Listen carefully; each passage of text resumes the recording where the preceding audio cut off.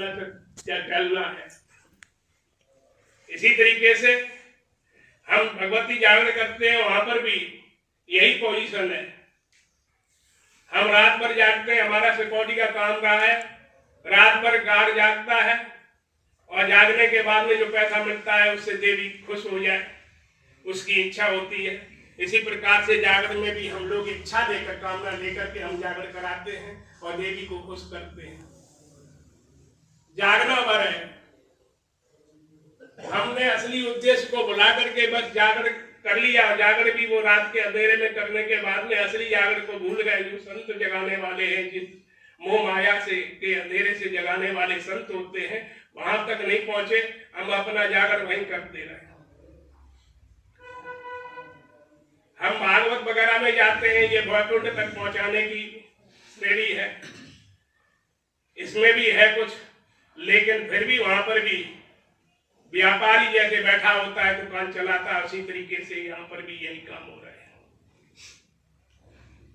यदि आपने अपने अंदर के पवित्रता की स्थापना नहीं की, आपको पवित्र संत के दर्शन नहीं हुए, पवित्र संत से नहीं मिले, संसार ईश्वर चाहे सगुण में हो या निर्गुण में हो, उसका कोई पता नहीं है।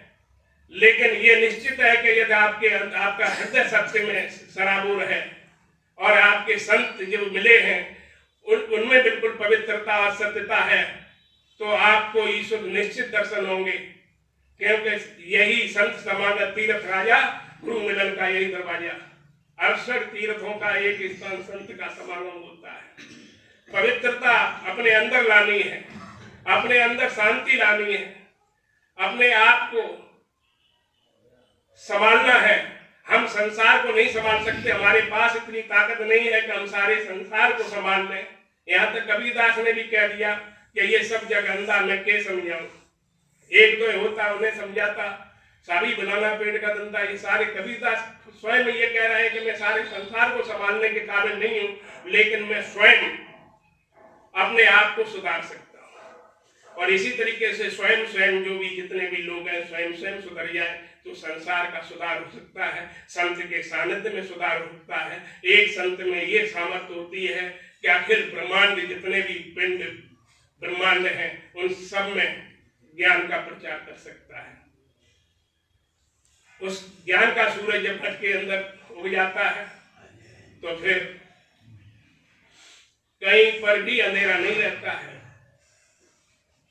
ये सूरज से तो 12 घंटे दिन होता है और 12 घंटे रात होती है।